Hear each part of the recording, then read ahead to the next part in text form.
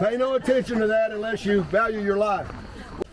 Every ton of coal, every piece of coal that left Lynch, Kentucky made its way to this area. I've been in that coal mine and I don't know if I was in hell or purgatory for a long time, but I guess I'm not in hell. You look like you've seen a ghost. I said, yeah, I think I have. 150 of them lost their lives right here at Portal 31.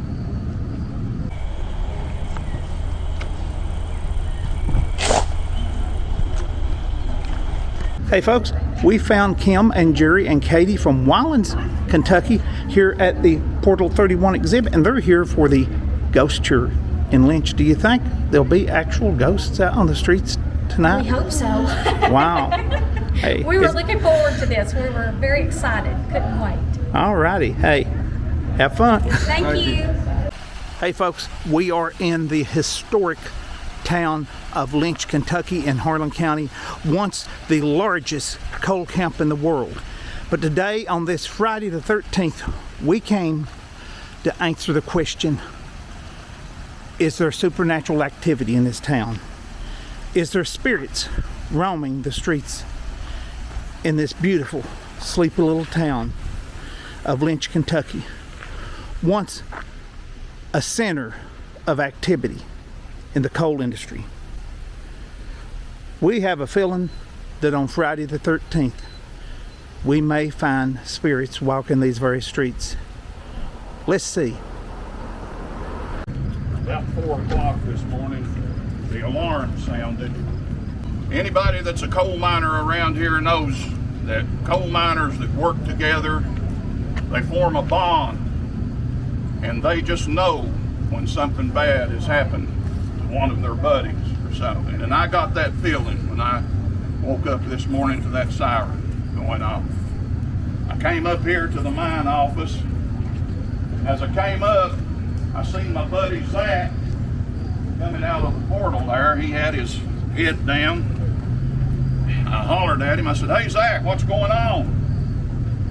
He didn't answer me. He just kept walking straight ahead. He had this ashen look to his face. He didn't look to the right, he didn't look to the left. He just kept walking. And I knew something bad probably had happened. I hollered at him again. I said, "Zach, what's going on?" He didn't answer me. He just kept walking. So I went on in the mine office there. There's a couple of foremen in there, and sat down and asked them what had happened. They said, "Yeah, we've had a pretty bad accident overnight. We had 2 to get killed in there." And I said, "Well, I'm sure glad it wasn't my buddy Zach. I just seen him come out. He didn't have any blood or anything on him." And the foreman kind of looked at each other and looked back up at me, funny looking. I said, "What are you looking at me like that for?" He said, "Buddy, I hate to tell you, but Zach was one of the guys that got killed in there last night.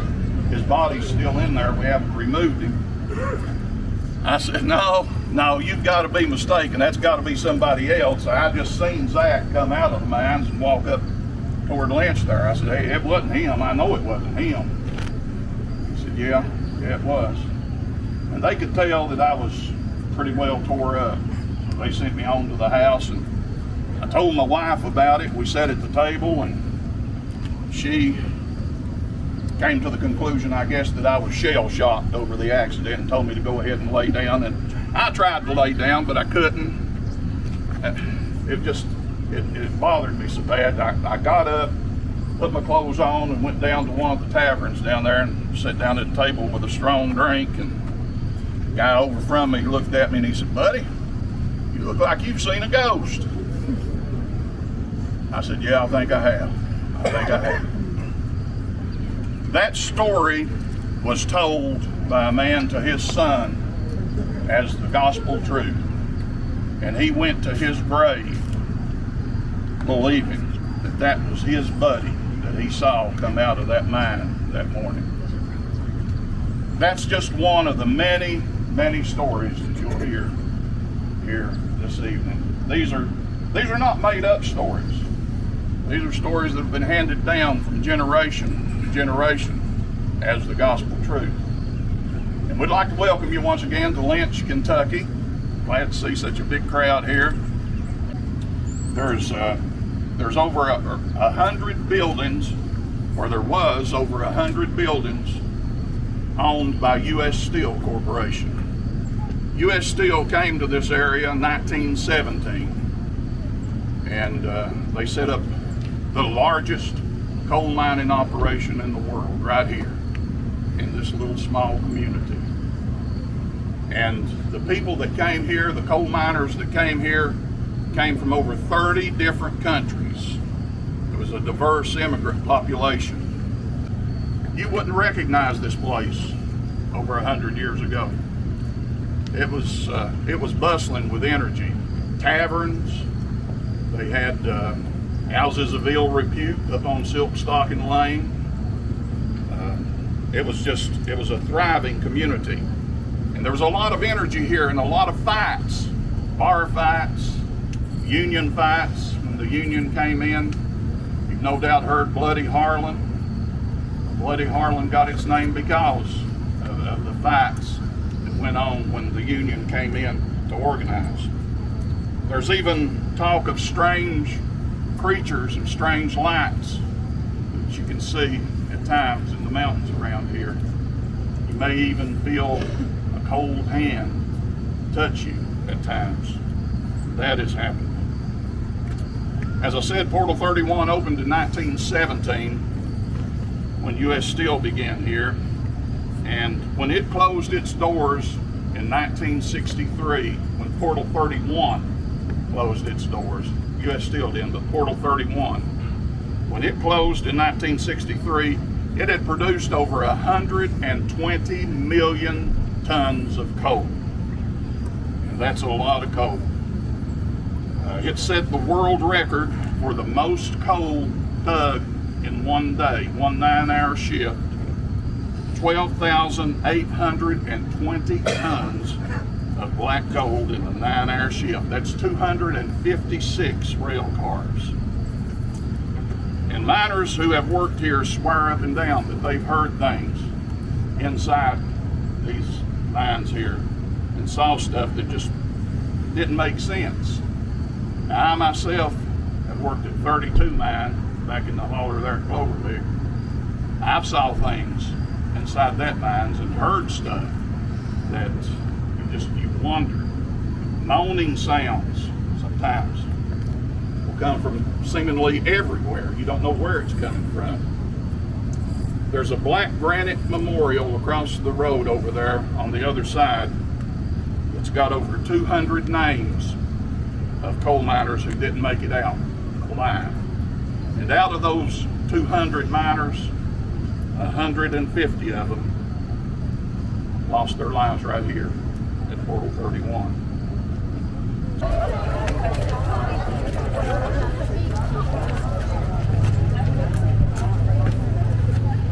This Erica Eldridge, she was Lynch clerk here for a long time. How about 13 years. 13 years. She's going to give you some of the history of this building.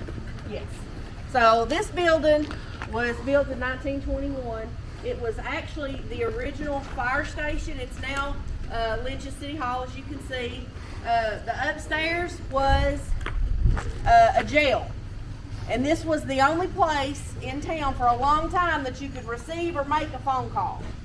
Now I can tell you there's been some really very creepy things that's happened here.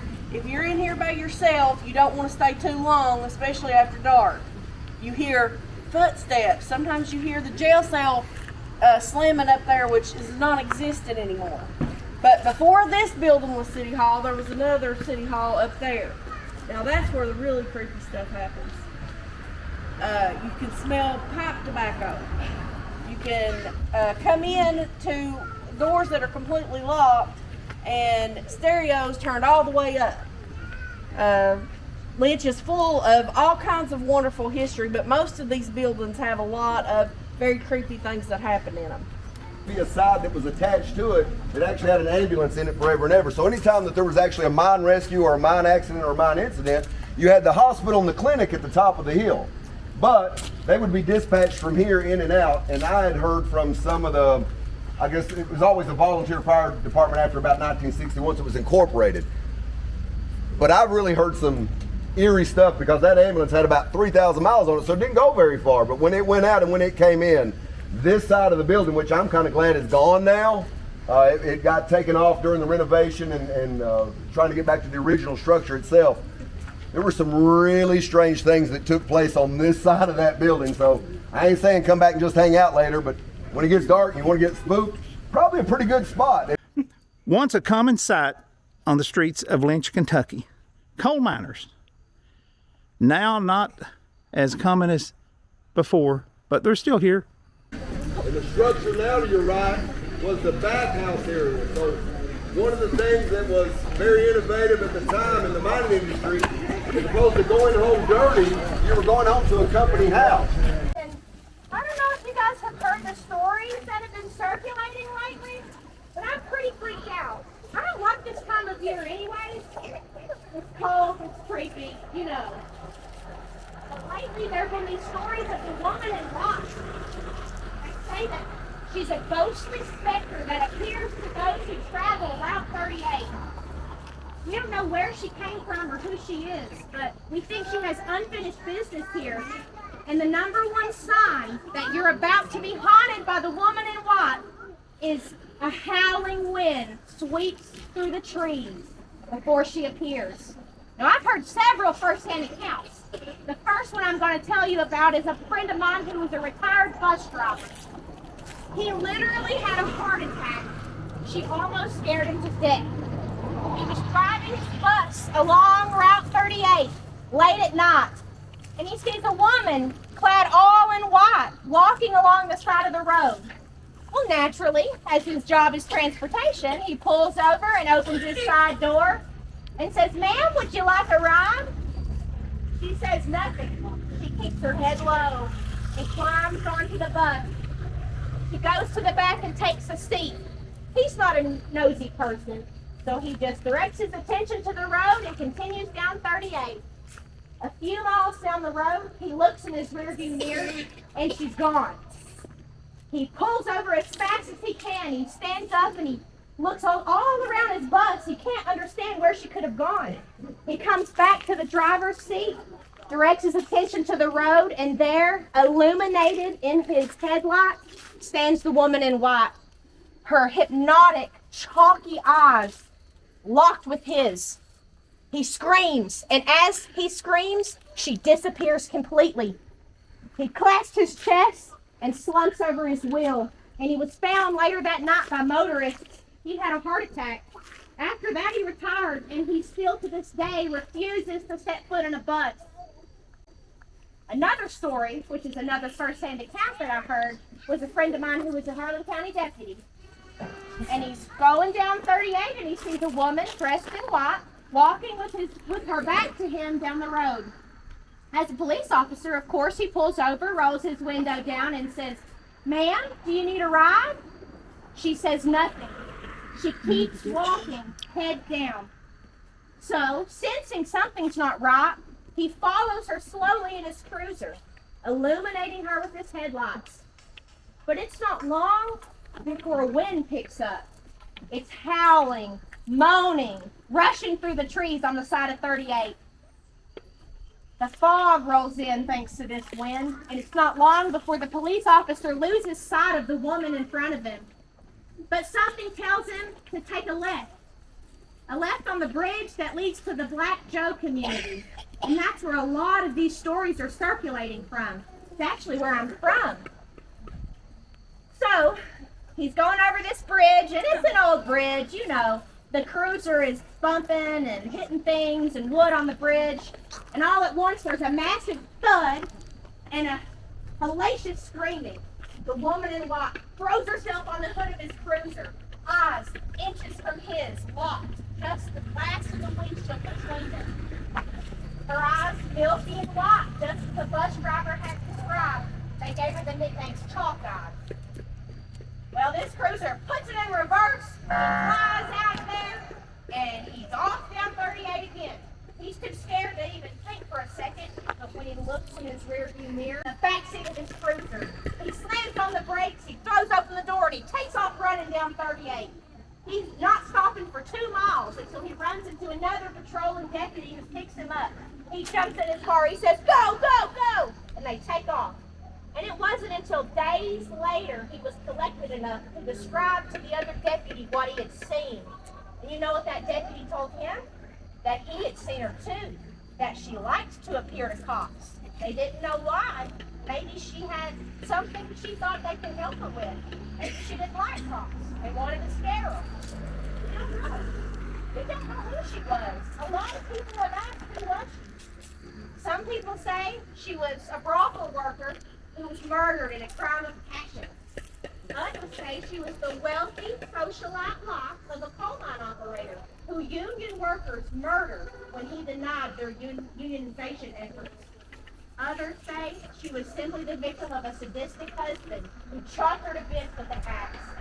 Whoever she is, I just hope she finds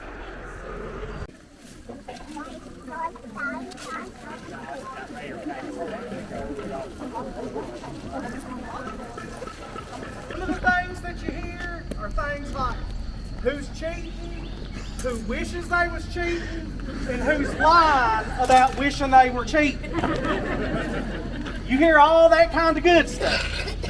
But on top of that, you get these coal miners coming in here and they like to tell you a good old ghost story.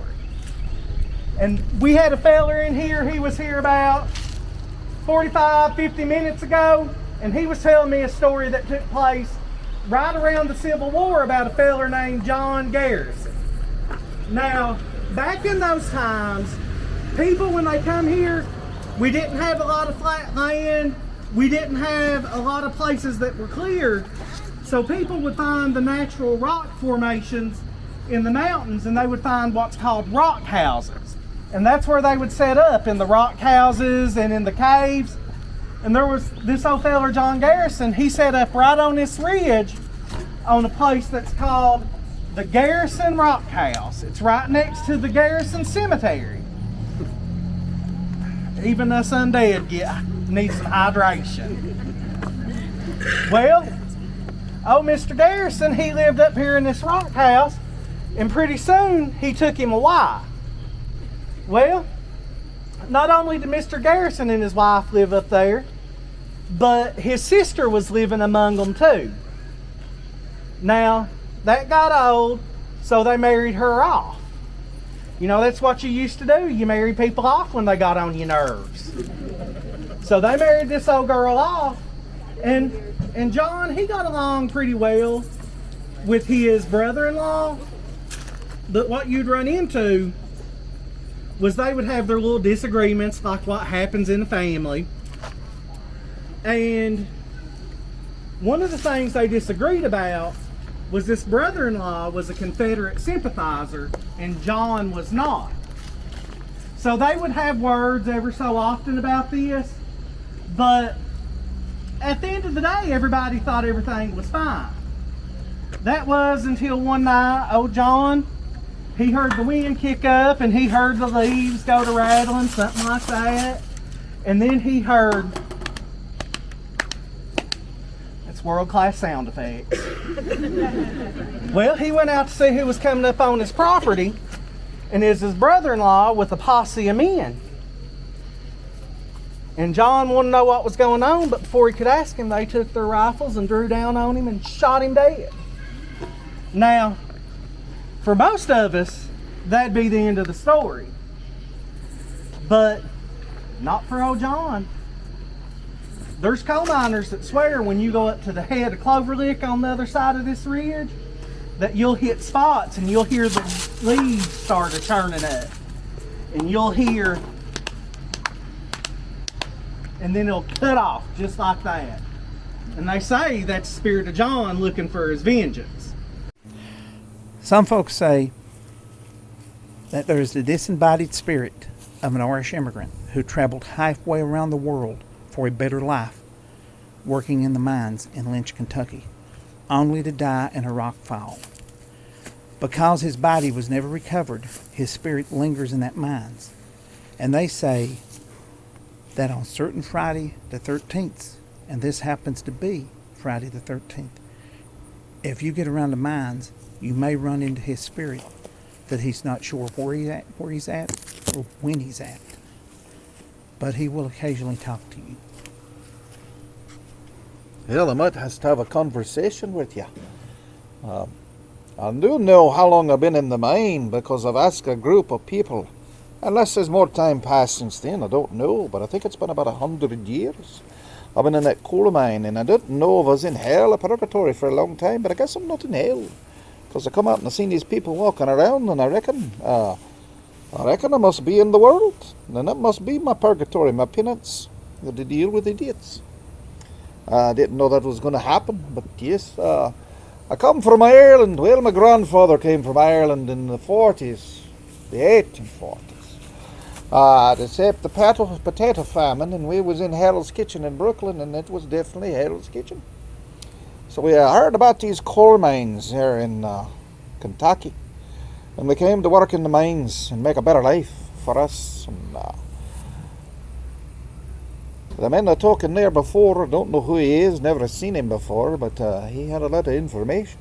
But yes, I did fall in a rock fall. It fell on me and crushed me, and I've been in here for about 100 years, and I'm glad to be out and back on. I don't understand some of these clothes, you know, the music, but Pay no attention to the really spooky stuff going on behind you or this insane clown with a machete. Pay no attention to that unless you value your life. Keep coming this way. Come towards the loadout. Keep coming this way. Be careful. As you're walking this way, the buildings you see to that side are the shop building where they repaired the cars, the train engines, and as you come on down, it's the powerhouse. But I want to bring you all the way down so your attention is focused on this area. This is known as the Loadout Area. Every ton of coal, every piece of coal that left Lynch, Kentucky made its way to this area. As I was growing up, 2, 3 in the morning, I was awakened many times by the train backing up the track, waiting to load out the coal. One of the most awesome things about Lynch, Kentucky is its history. The coal that came out of these mountains, Portal 30 that you passed, and Portal 31 when we started, helped to win not only the First World War and start an industrial revolution, but also the Second World War. And you say, how does coal win the war? The coal that came out of this area was specifically purposed for steel production.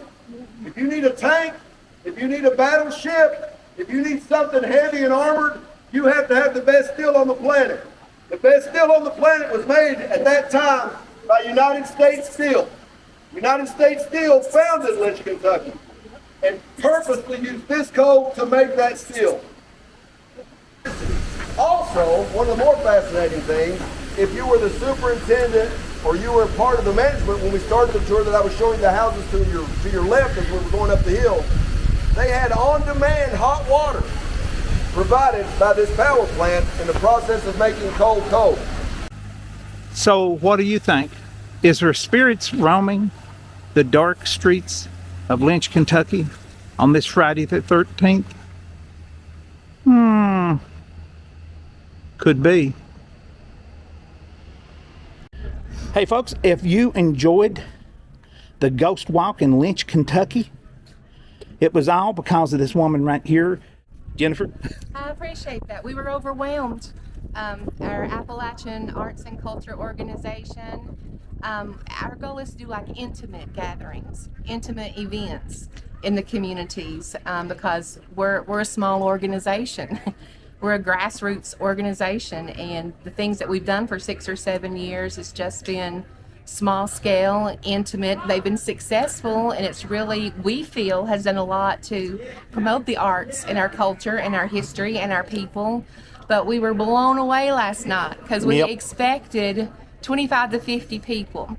And then when you're sitting there and over 200 people show up, and it was exciting to see that people really are interested in our community history. Oh, it was great. It was our wonderful. culture. And thank you for inviting us to be a part of it. I asked a question at the beginning of this video, is there spirits walking the street of Lynch, Kentucky? Turns out there was, and she's the one that arranged it. Thank you, Jennifer, so much. I appreciate you filming. I appreciate what you do Oh, you're with welcome. your YouTube channel. Thank you so much. You're doing great work too, and keeping our history alive. You're welcome. Harlan County's own award-winning journalist, Jennifer McDaniels. Thank you.